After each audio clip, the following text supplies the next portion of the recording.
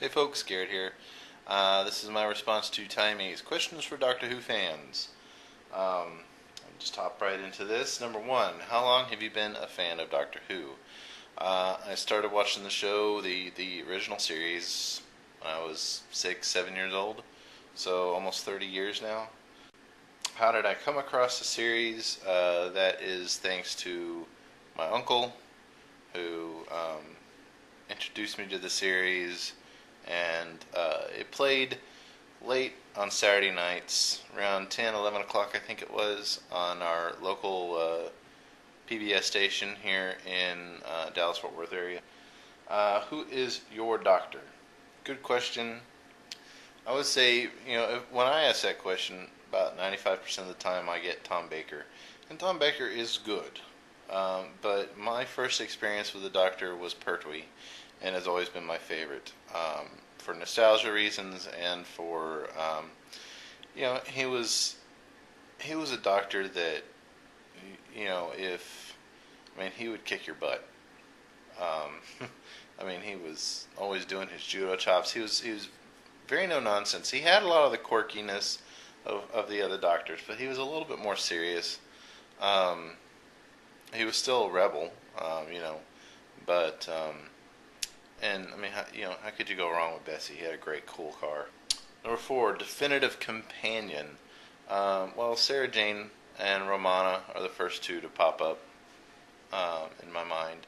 I also really like Leela and K9, and there's a lot of them. It's hard for me to just pick one. How about this one, Adric? Yeah, let's do that one. No, I liked Adric. A lot of people don't like him, but for some reason I always liked him. Who is your favorite villain monster in the series? Nuff's Davros, but the Master is mean and is a great nemesis, but Davros is just, come on. How could you not pick Davros? When he popped up at the end of the fourth season, I was just like, oh my gosh, I almost came out of my seat. What has been the series' triumph, in your opinion? I think this is kind of twofold. First off, it's longevity. It just keeps going on and on and on, and shows no signs of slowing down. It's still the longest-running science fiction show, in television history, and it shows no sign of stopping. It's still a great show. It's consistent. And another thing is that as opposed to, let's say, Star Wars and Star Trek, it appeals to a much wider base, I think, as well.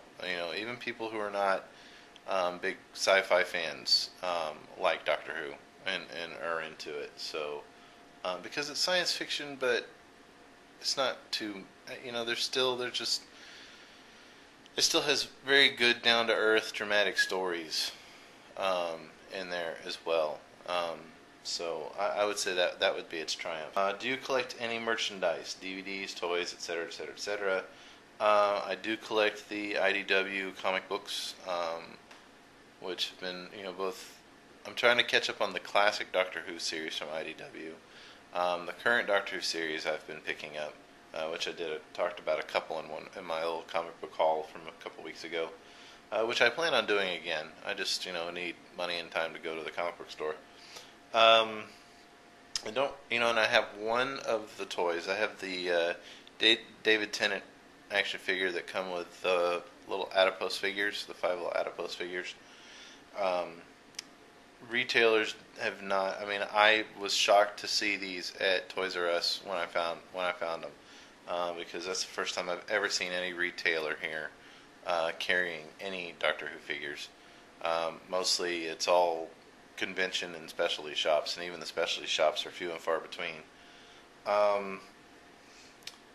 So, Crown Jewel, I don't think I have enough of a Doctor Who collection yet to really pick a Crown Jewel. Although, I do have the TARDIS Builder's Guide, and I am a member of Project Dalek. And so I have all the blueprints to build full-size, one-to-one replicas of the TARDIS, and every model of Dalek, all the way from the original first Dalek through Davros' new chair at the end of season 4. And the Emperor, the Dalek Emperor, all of them. So perhaps perhaps when I get my TARDIS belt, that will be my crowning jewel. What non-televised media do you enjoy? I was talking with Timey about this earlier today, and he pointed me in the direction of Big Finish, because a lot of the audio drama stuff, hasn't really been very prevalent over here. I have read a few of the books, some based off of the classic Doctor Who, but I haven't read any of the books from the current Doctor Who yet. But I need to catch up on that, because that's an aspect of the whole genre that I just haven't really tapped into yet. But I've been a fan for this long and I haven't. I don't know what's wrong with me on that one. Do I watch the Spinoffs? Yes. I watch both Torchwood and Sarah Jane. Torchwood, I have thoroughly enjoyed. It's definitely geared more towards an adult audience. The stories are a bit darker at times. The drama, the characterizations are much more dark and adult than even in Doctor Who. Sarah Jane, definitely geared towards the kids. Much, they're adventures. There's dangerous adventures going on, but there's still a lightness to the story and still pretty fun. Plus, it's Sarah Jane, and she has K9. I hope they're able to bring K9 back into the series quite a bit more and get him out of that little door where he's holding the black hole at bay. But because I'd like to see K9 a little bit more in that show. You're the new showrunner. What would you do to improve the series? And as an optional, there's spin-offs. Well, as far as Doctor Who, I was talking with Timey about this earlier today on Skype. While I really like the Daleks and the Cybermen, I'd like to maybe see them. I'd like to give them a rest a bit in the new series. Bring in some of the other various villains and monsters. Now, which ones off the top of my head, I really don't know yet. But I'd like to see them maybe. It's almost like whenever they want to do something really serious and dramatic in the story, they make it about the Daleks or the Cybermen. And, those aren't his only two major, villains to deal with. And I would maybe like to, I'd maybe tap into the original, classic series a little bit more. Maybe do a full a full episode as opposed to just a special episode with, the other Doctors. Figure out a way to do that, or to, like in that last Doctor Who book, comic book that I did my review on, they referenced a couple of the old episodes, an old Tom Baker episode and an old Colin Baker episode in that story centered around the David Tennant Doctor. So I'd like to maybe see them do a little bit of that. Not a whole lot, but just occasionally. And number 11, have you ever jumped behind the sofa? Very, very good question. Not sure a lot of people quite understand what that means, but luckily I do. I honestly cannot remember a time where I jumped behind the sofa.